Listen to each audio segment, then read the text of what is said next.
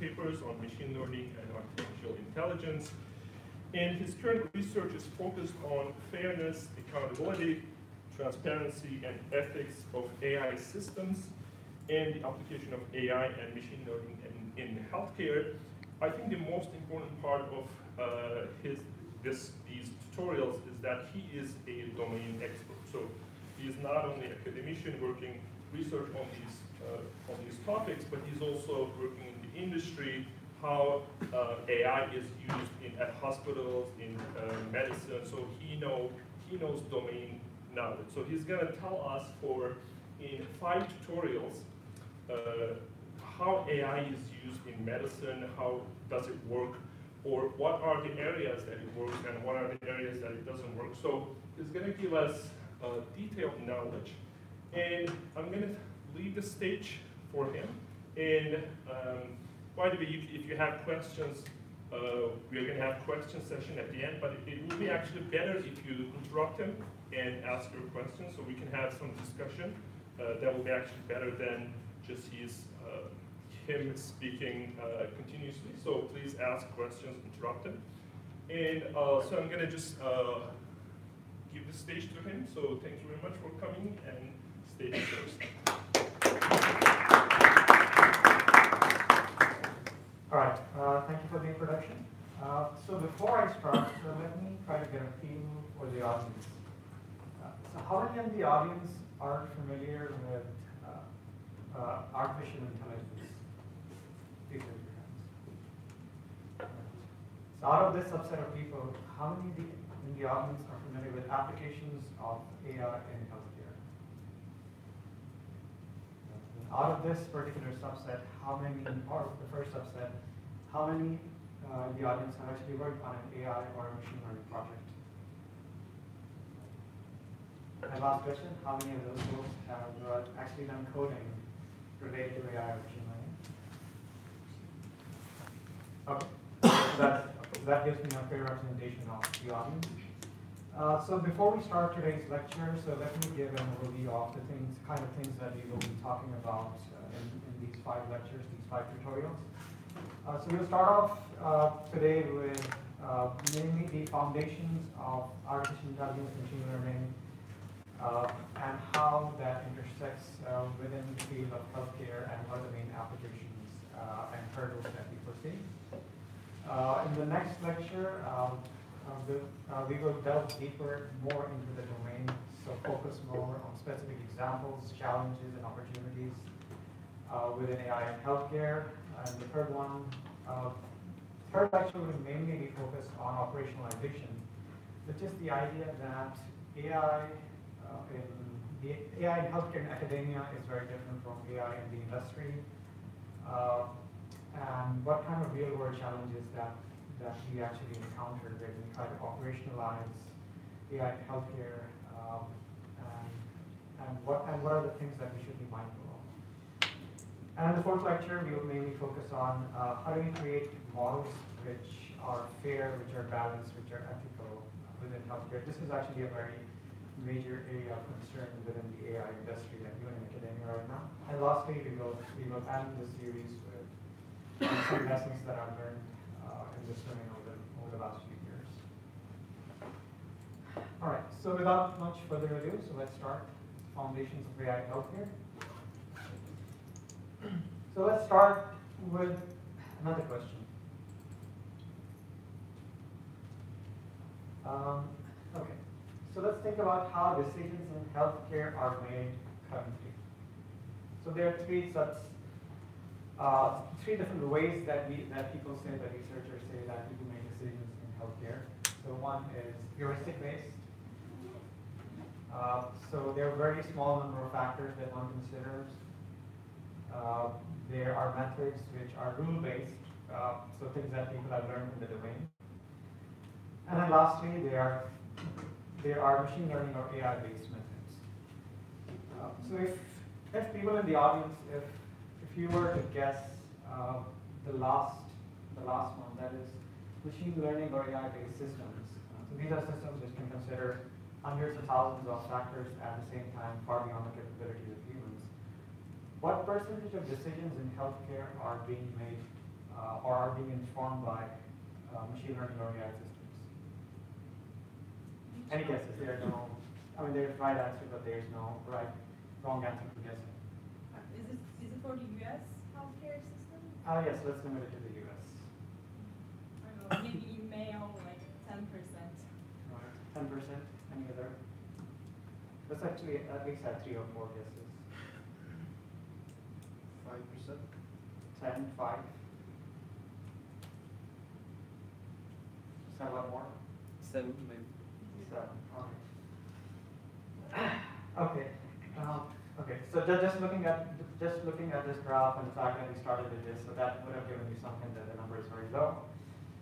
And it turns out that the number is even less. So it's actually close to 2%. Despite the fact that there has been a lot of advances within AI and machine learning, especially in the last 6-7 years, the number is extremely low. So now we are towards the end. We are also going to discuss why that is the case. That said, it's not all doom and gloom. So I would like to start with this quote by Pierre Lurie. It's about the use of statistics in medicine or advancement of medicine. That the aid of statistics, without it, nothing like real medicine would be possible. So my claim is that in 20 years, and that's a very generous claim, this is most likely going to happen far, far less before that. People will be saying the same thing about artificial intelligence and machine learning, that, for example, your kids or grandkids will be asking, how did you people actually do healthcare or machine learning without application of AI? So before we start going into AI in healthcare specifically, let's start with some history, specifically history of AI.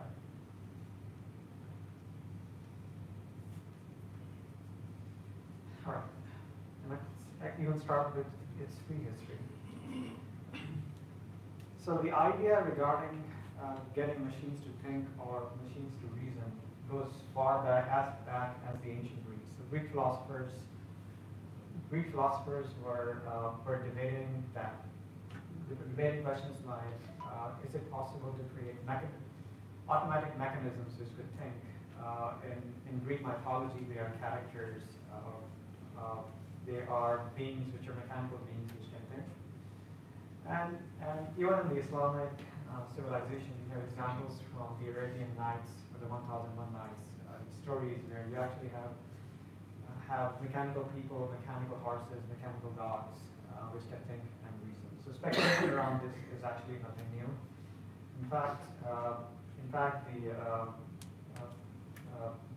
the philosopher and scientist Al-Jazari was the first person to create a programmable automaton in the 13th century, 800 years ago. But the majority of the work around this was actually done in the Renaissance in the West. If you especially look at the media, you would think that AI as a modern field arose in the last 5-10 years. That's actually not true. AI has been around for 60 years. So the term itself was coined at a conference at Dartmouth University in 1956. And since then, the field has gone through what are known as booms and busts, or AI springs and AI summer. Basically what happens is that some researcher, set of researchers discover some new set of techniques, and then pretty much everybody is using this, and people make really grand claims about success of AI. This goes on for a few years, and then people realize that it's no longer sustainable. And the cycle has repeated itself 3-4 times over the last half century. So we are actually in the middle of another boom.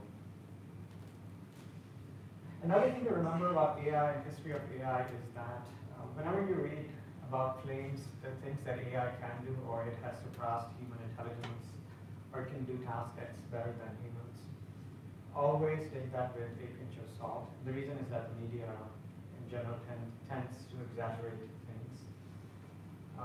Also the things traditionally which are considered extremely hard for humans, for example, playing chess or solving a theorem or doing complex mathematical equations. These are tasks which are extremely easy, not just for AI, but for computers to do.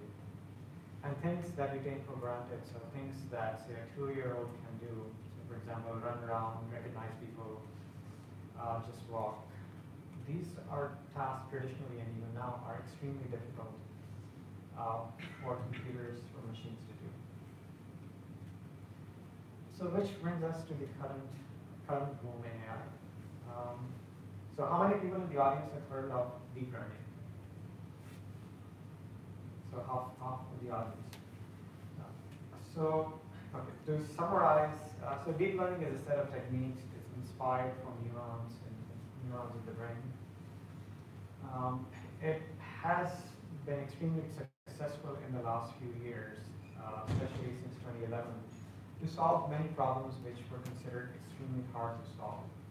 So, for example, just a couple of years ago, Google created a system which could defeat, for example, the world champion in the game of Go. So when I was a grad student 10 years ago, so my professor, I remember distinctly, he said that he was taking distributed artificial intelligence.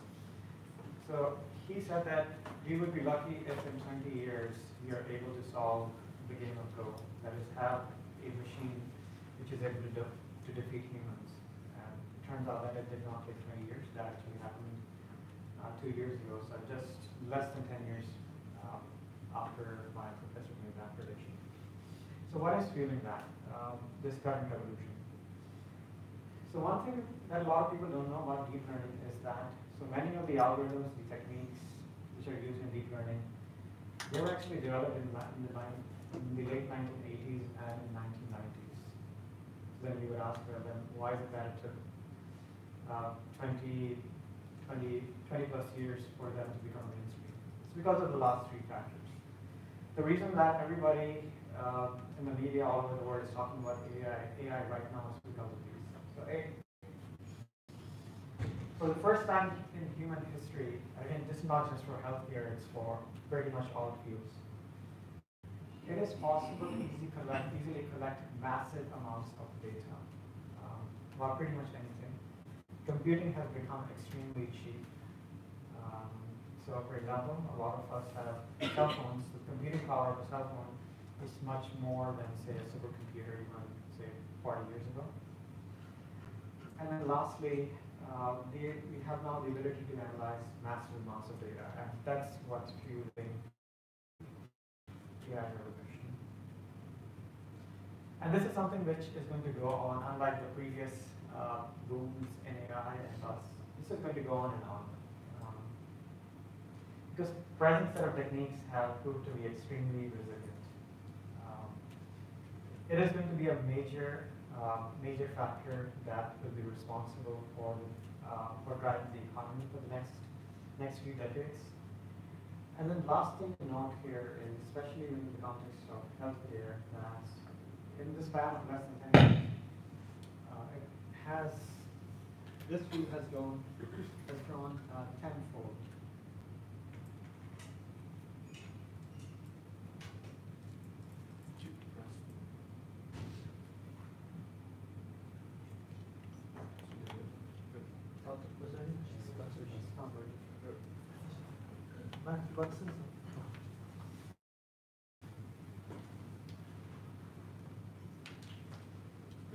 All right, can everybody hear me?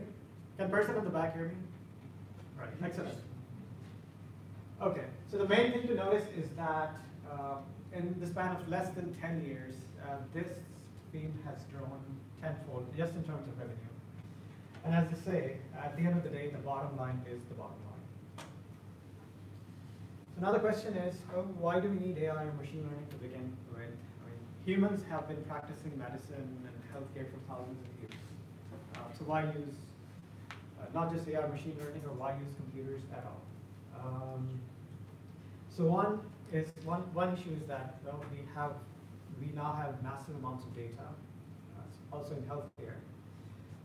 It's just not possible for us to make sense of that data anymore. There are certain patterns, there are certain things which we can learn. It's just not possible for humans to analyze that data. And there may be certain things that could be discovered from the data that shifting through say hundreds of millions or even billions of records is just not humanly possible. So for that, we need AI and machine learning to approximate the data. Then why learn at all? Human expertise is limited. And then the thing is that that machine learning and AI offer things which are, as I just mentioned, just not possible for humans to do. That said, we should also remember that we don't need AI and machine learning to do everything. So for example, if you just need to say compute a person's payroll, well, that's just simple calculation. So you don't need sophisticated algorithms to do certain tasks.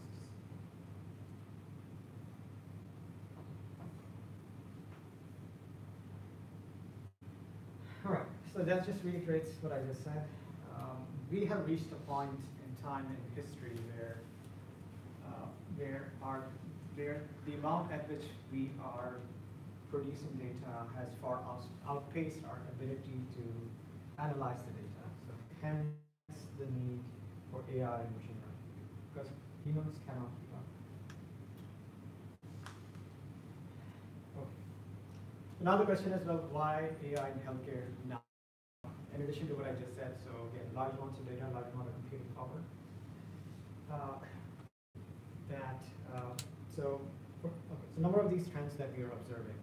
So the presence of certain types of diseases, which so far have shown that they are not amenable for finding a cure. So for example, cancer. So in the US government and their other research funding agencies have actually spent close to $500 billion over the last 6 years or so, and yet there's no cure for many types of cancers. So the hope is that we can use these algorithms for machine learning or AI to actually help us find insights, not obvious things in the data, or find cures.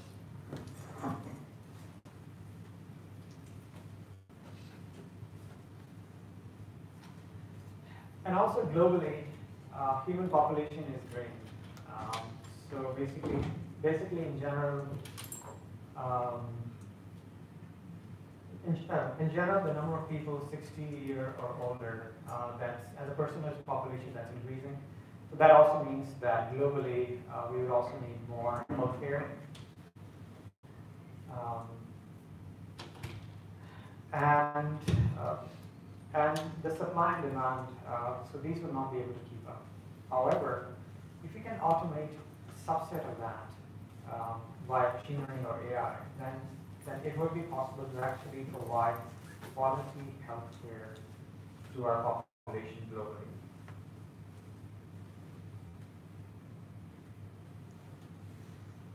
All right. So before we go into potential benefits of AI in healthcare, so let me ask the audience. So in your own work or things that you're familiar with, so where have you encountered AI in healthcare? Again, there are no wrong answers. Well, there are wrong answers, but nobody will be penalized for wrong answers. Mind when you think about AI in healthcare. We have a lot of applications actually. The one is the radiologic image we are using. We can give a lot of examples. Yeah, speed, for example, when it comes to analyzing images, basically the patient comes in with an MI risk that we are considering, say, a patient for myocardial infarction, and we do some kind of imaging. And with the help of some AI application, the load on the radiologist is lighter, so he can or she can evaluate the image faster, we can help the patient faster. Is this also somewhat used in blood testing? Also dermatologic. dermatologic. When you were in the past, it was basically someone would sit in front of a microscope, count cells, look at the cells. Now it's just you feed the samples to a machine and it just gives you results and compares them to references dictated by you, basically. Because of the quality, right? metrological image processing, especially in the conditions about the we call it Nibus, but like I don't know how the common language is used.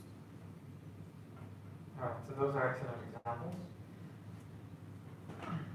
All right, so just to reiterate what was said and add a few things. So again, we have early and better diagnosis, or at least the promise of that, and that can be used to do better clinical decision making. The promise to partially replace human judgment in certain areas of healthcare.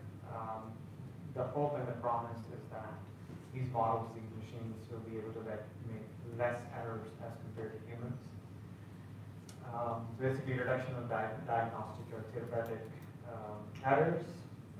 And of course, at the end of the day, the promise of increased patient safety and of course cost saving, so on and so forth. So now let's going back to the issue of data. So there's something that I'll keep on iterating.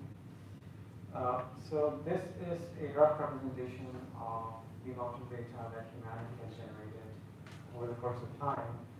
So this visualization came out a few years ago. The claim that was made was that 9% of all the data that humanity has generated was generated in the last 2 years. What is interesting is that we can make the same exact claim 5 years after this visualization came. That inclusive of this claim, we did generate 90% of our data in the last 2 years, and 10 years from now, it's likely that we will be making the same claim. So there's a deluge of data that we need to take care of. So with that in mind, so now the question is, well, you can ask, so now, assuming that everybody is convinced with the promise of use of AI in healthcare, so now we can ask, well, what does AI or machine learning look like? Well, here's an example of what does it look like. And then some people may be intimidated by Greek symbols, and then they say, well, it's hopeless, we cannot use it. So it turns out that that's actually not the case.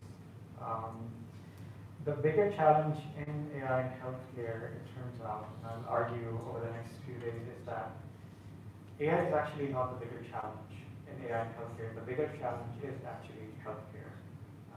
So, in other words, AI just separately may be the easy part, but AI in healthcare, that's the bigger piece to tackle. Other thing to keep in mind is that AI in the real world is not just machine learning models. So the equations that I just showed, those are machine learning or AI models. So it's not that you build these models and you have some targets. So for example, if you want to predict that, and now you're done.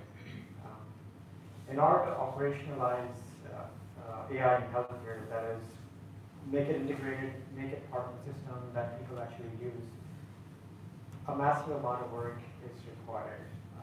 So just the data itself in healthcare is notoriously bad. That's one issue. So just to take care of that, a lot of work around data collection, cleaning, data verification is required. In order to deliver insights to your end users, you need to run a lot of IT services. So this visualization is actually from what is now a classic paper from Google. It came out 4 years ago, where they made the argument that I just made, that AI or machine learning is actually very small. Just the code of the models themselves is actually a very small part of the AI machine learning infrastructure, represented by this black spot. All right. So yeah. So again, I did the audience poll. So it seems that less than half of the audience may not be familiar with how machine learning or AI is done. So I'll just do a quick overview. All right.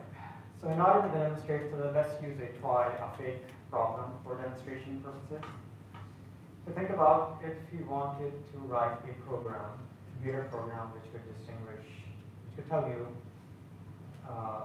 how to differentiate between cats and dogs. So one way is that you could write a set of rules which just say that cats have whiskers and some dogs have sharp teeth, so on and so forth, and of course there can be exceptions like that. So with machine learning, the idea is that you actually don't need to do that. You don't need to define a set of rules. So what you do is that you take a lot of examples. For example, a lot of pictures of dogs, a lot of pictures of cats. Give that to the algorithm, and it will come up with a model by itself. So that in the future, when you show it a picture of a cat or a dog, it will be able to tell you what a cat or a dog is, without you having to explicitly train it. So then, how does it back map to our domain, to healthcare? Now suppose we wanted to develop a system, a model which could say predict if somebody potentially has a disease or not, say diabetes or say cancer. So we would not explicitly tell our model that these are the rules or these are the things which characterize people who have cancer. We will, for example, give it data, say data of 500,000 people who have cancer, and say 10 million people who do not have cancer. And just by looking at those examples, our algorithms will actually create different models to actually predict. Say in the future, if we ask our model, does that person have cancer or not?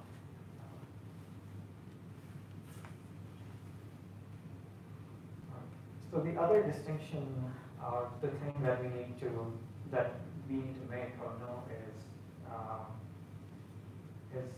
the two main branches of within machine learning.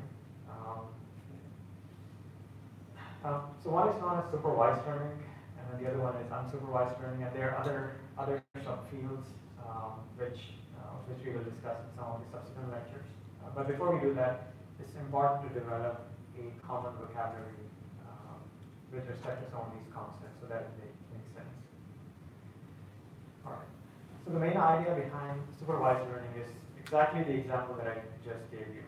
That we have some target, some label, cats or dogs, or cancer, not cancer. We get that to the algorithm, and then the algorithm learns something, and now in the future it can tell us. A related similar problem is regression. So the idea behind regression is that so instead of labels, instead of categories, what if we have numerical values? So suppose we wanted to know that, say, you are a person who is responsible for an emergency room, or say a hospital planner. So a patient comes, and then now you want to know for how many days is he or she expected to stay within the hospital. So there's a continuous value, a number of days. So similarly, what you would do is we do a similar analysis. So you would say, give it examples, historical examples, say 30,000 patients in the last 3 months. So they were admitted on day X, and then after, and say 5 days, that person was discharged. So on and so forth.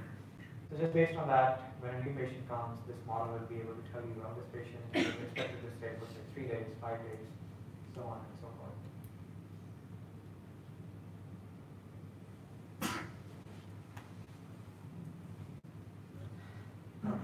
So the other major branch of machine learning is what is known as unsupervised learning.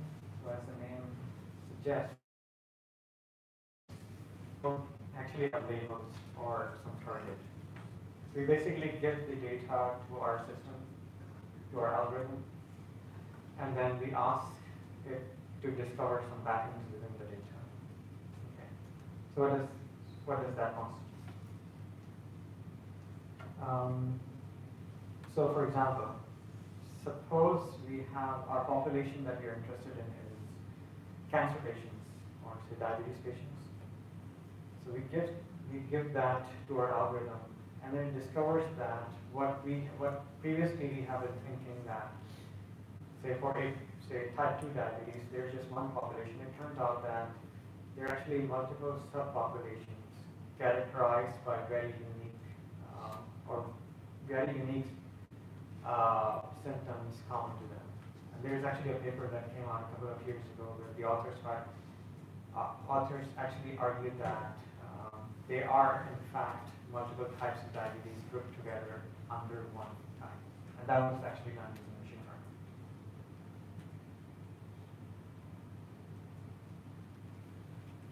So So this is basically a representation of what I just described, that we don't know what the outcome is, but there are certain regularities in the data that our algorithms discover. And there are more interesting things that we can discover. So before I give the examples, let me ask another question. So how many people in the audience are familiar with association analysis or association rule mining? This should be interesting.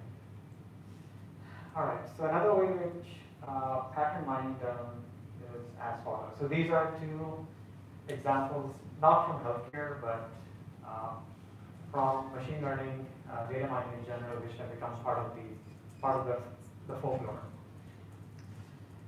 Okay, so this analysis was actually done in the late 80s, early 90s, so first let me describe the scenario. So you go to a supermarket, and the cashier rings, and you want to buy something, groceries, so the cashier rings whatever items you're buying.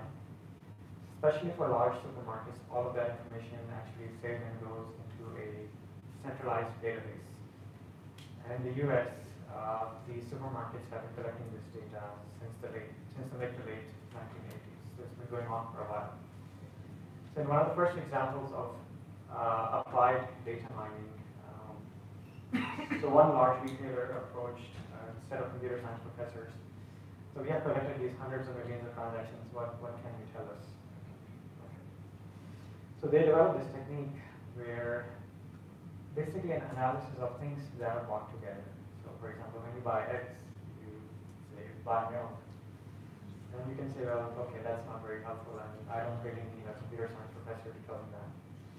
But they discovered something interesting that so between 5 p.m. and 7 p.m., people who bought beer also bought diapers. So then you may ask, well, what's going on? Well, it turns out that it's usually, so this is before cell phones. Again, this is like late 80s. Also before, even in the US, percentage of women in workforce was much, much less. It's basically men in their 20s and 30s going back from work, getting a call from their wives that you need to buy a diaper. And so when they go to the supermarket and then they're buying diapers, they say, well, now that I'm here, why don't I grab a pack of beer? So this is an example of a non-obvious pattern. In retrospect, it makes sense. Okay, beer and diapers. But then when you think about beer, you don't really think about diapers or vice versa. The other example created controversy in the US a few years ago. An excellent example of targeted marketing, which is that so Target is a large retailer, it's a supermarket in the US. So what happened was that so Target sends these coupons to different people. So for example, I also get coupons. And so this one particular family, they started getting coupons related to pregnancy, so a pregnancy test or other things that you're going to take. And so the head of the household, the father, so he called Target that, how dare you, why are you sending me these coupons? I have young daughters in my house, 16 and 18-year-old. And then Target apologized. And then next week, the same person called back Target and he said, how did you know that my daughter is pregnant? Because she had not disclosed this to her family. So it turns out that they have been, there was an algorithm which was analyzing the patterns of things that she was buying under the common family account. And from that, it deduced that it should recommend these things to her in the future. So basically, this model knew that she was pregnant before anybody else did. So this is the reason now in the US, because they realized that some of their targeted marketing is too good, they've added an element of randomization to it. So now again, you can ask the same question now, how can we apply this to the healthcare or the medical domain? So it turns out that we can take the same idea. So for example, co-occurrence of, say, similar diseases or, say, similar types of symptoms, similar tests, and in the case of bioinformatics, genes, and use that to discover things which are not obvious to us. So for example, so this is actually from a paper that I worked on. That certain conditions which co-occur together, and those could be used to discover or form new hypotheses, which then can be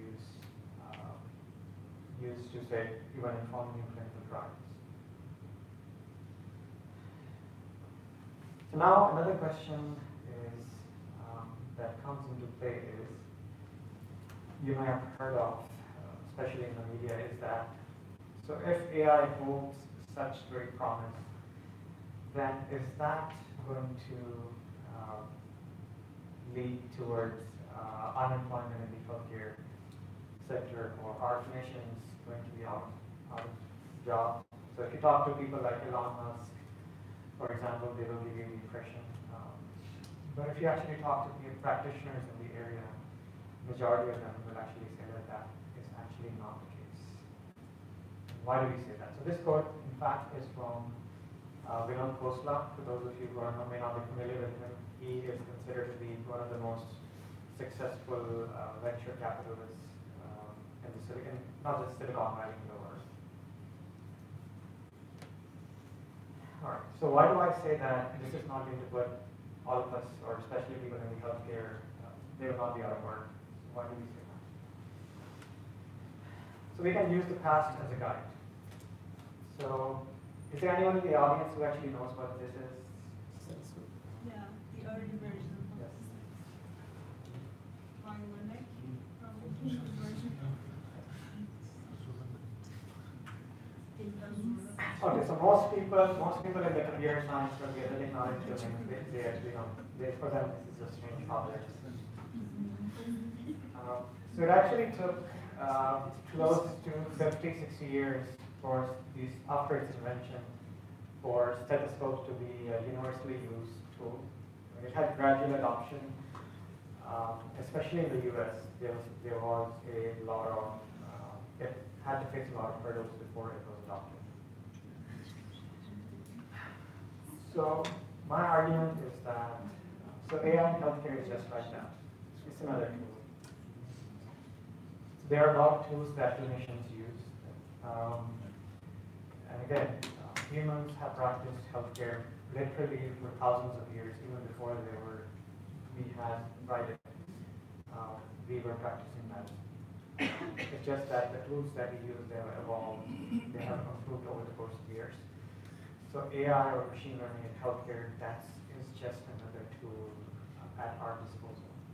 That said, one thing which is going to change is that, so think about the stethoscope. And think about, say, late 19th century. So a clinician, a physician who used a stethoscope was much more effective than the one who did not. For example, it takes, say, less time to diagnose certain things, for example. So the same, and let's say you can make the same argument for things like, say, X-ray. So suppose there's a person who's just a physician for some strange reason, is really reluctant to use X-ray. Maybe they can still do their job, but they're not going to be as effective. They're going to take more time, so on and so forth. So because AI will be integrated or is being integrated into healthcare at such a pace that in the not so distant future, we will arrive at a point where a person who is a clinician who is using AI or whose decisions are informed by AI will be much more effective as compared to a clinician who is not.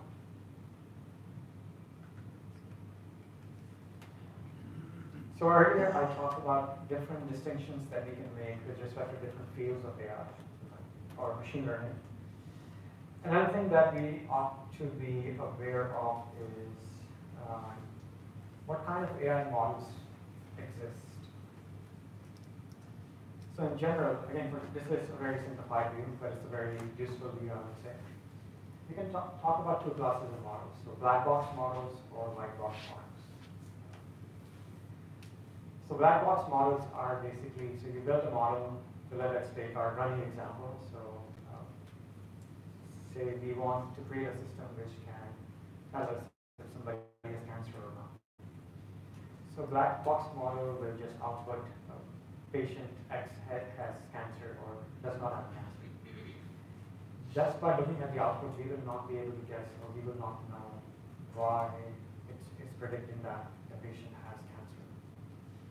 So from the clinician's perspective, this can be problematic. So for example, suppose the model has an accuracy of 70%. And say even if that 70% is better than humans or the state of the art. And the problem is that it can still miss those 30%. And then even within those 70%, it can be wrong. So think about cases where the penalty for getting your prediction wrong is very high. For example, say it's a life and death situation. So you're making using the output from that model to make a decision regarding, well, should I send this person home because I cannot do anything about this person anymore, or should I give that person more care? That is a very real scenario. So if you have black box models, then you're out of luck.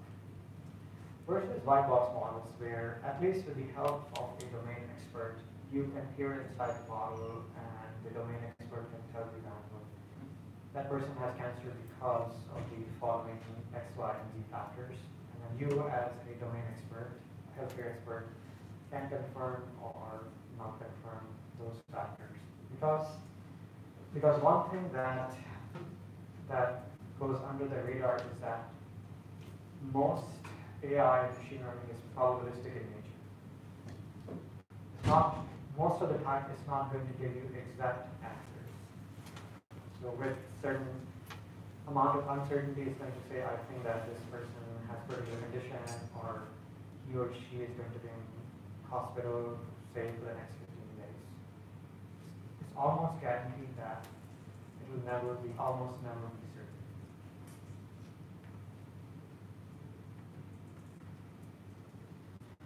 All right. So the other thing to be aware of, so the black box versus white box divide is that AI is not just models. So the visual that I showed earlier, that AI models, at least in terms of code, is a very small part of the AI infrastructure. Even beyond that, AI is not just mathematical models. So it's features are based. Think of features as the data. Your data which is going into your model. It's the algorithms versus the features versus things that you specify about the model, and then the output. So the output is basically your model. So all of these taken together, that's what constitutes an AI solution. So doctors would be relevant here for, they would contribute with domain knowledge, I guess, right? Correct. So without doctors, this is actually not going to work. Even the building a AI model, right? Without doctors, without people who have domain knowledge, then it will be probably impossible. Am I right? Yes, that is correct. And actually in computer science, not just in AI, there's a proverb, it's called GIGO. Anyone familiar with this? So GIGO stands for garbage in, garbage out. So that's exactly the scenario that you will end up with. So now referring back to your comment and this visual, creating the machine learning or the AI model, that's just part of the story. So you also always have to keep in mind the end user. And that's the mistake that a lot of practitioners within AI make, that they always think from the perspective of the computer scientist, who is almost always going to be a software engineer. So what is comprehensible, what makes sense to a software engineer may actually not be comprehensible to the end user. So that's why we have to take into account the domain knowledge of the end user. What kind of explanation, granularity are they looking for? So that's just another way of saying that what kind of output do they want? So are we looking at a population level, cohort level, individual level? And lastly, the cognitive capacity. So think about if you're creating a system for, say, a 5-year-old versus, say, an adult or, say, a geriatric patient. that system is going to be very different. In fact, within machine learning, people talk about this when they are creating machine learning AI system. They talk about this thing called the Eli 5 principle. It stands for explain it like I'm a 5-year-old. So basically, if you can create a system, an AI system, which can be explained to a 5-year-old, then that means that that's actually a very good workable solution. And it turns out that that's also extremely hard to make, explaining things to 5-year-olds.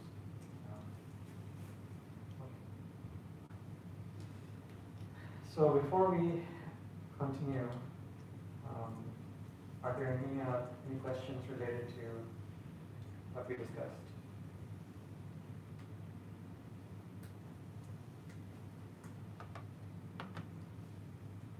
Yes. I'm just curious regarding your comments. It's not strictly a question, but I realized there are basically two different modes of operation when it comes to developing AI applications to be implemented in the clinic. One is, I guess, it's not that popular, but it was interesting. This paper, I guess it was published in Lancet. Basically, they took 2 physicians. These people had no previous CS background. They did 10 hours of self-study per person. Then they used Google's AutoML and tried to basically develop models, and they tested using the published data sets. And turns out these 2 physicians were able to catch the state-of-the-art performance. Just 10 hours of self-study. This is one way to go about this. And the other way is what they are doing, I guess, with Google and Mayo Clinic in the cardiology unit. Basically, I just read this great piece describing how they work. They have, I guess, a few people from Google. These people are always shadowing the surgeons, the physicians, probably nurses as well, and they're incubating the technology in the hospital, always discussing in the game. They're learning how to read EKGs, like these people are CS people. So which way you see is better in terms of going about developing AI to be Okay, so that's a good observation. So regarding the first approach, so there's actually a very big flaw in that particular study. So which is that, so it assumes that there's already a well-curated, sanitized data that these clinicians have access to. The real world is not like that. The data that you're going to get is going to be extremely messy. So that's one. And then the second, so the second issue with that is that if for certain standard set of problems, which mainly problems which have been studied to death, so that's going to work. But for say for certain types of problems, which are say not amenable to standard set of algorithms, then the end users, say if those algorithms are not part of say Google's standard repository, then that person, because he or she is not a domain expert, they will not be able to catch that. But maybe I should, if technique A does not work, then I should use technique B or C. So there's that flaw. The second scenario that you described here, basically Google's, I guess, technology folks from Google are actually embedded in that. So my experience is that it usually works, solutions like these work best where you have an interdisciplinary team. So people who are familiar with, basically people who know what kind of machine learning techniques to apply for what particular types of problems.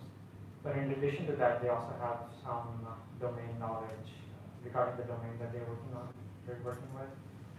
And then complement that with people, in this case clinicians, with deep expertise in that area. So basically, to summarize, my experience is that almost always the case that it's an interdisciplinary team which is able to get the best results. that paper was really interesting. Like even the fact that they tried, right? Right. Yes. So the other thing is that to just create machine learning models. So that's why I mentioned at the beginning that that is actually the easy part. When you just create a simple machine learning, I'm not saying anything about the performance. The other thing is that like studies like these, so they're very catchy. Yeah. It's like, okay, anybody can do machine learning. It's very similar to, so there's another study that came out, again, not in the healthcare domain, which, so the researchers, they created a system where if you give it a text 7th, 8th grade English comprehension test, syllabus in the US, it's able to score better than average humans, students in the US basically. Just by that, but if you look at how that got translated to how it was reported in the US, the headline was that computers can now read better than humans. I mean, basically, for a very specific data set, for a very specific set of questions, the system is able to answer questions better than the baseline. That's what's actually going on. So we should be very cautious before we try to generalize. And before we generalize, and the reason is that it's easy to get swept up by just looking at performance of these algorithms in certain domains. But even creating systems like, so Google had this model a few years ago, which has not put into production where just by looking at images of a person's retina, they could, guessing you're familiar with this, they could predict if the person is diabetic or not. So a lot of blood and sweat actually went into creating that particular model. So it was not just, so machine learning or AI is not plug and play. That we may be like 10, 15 years away from now. Are there any questions, comments? All right, so I think this would be a natural time to take a break and then resume after 15 minutes. Okay, so let's give a break and meet back at 6:45. Okay.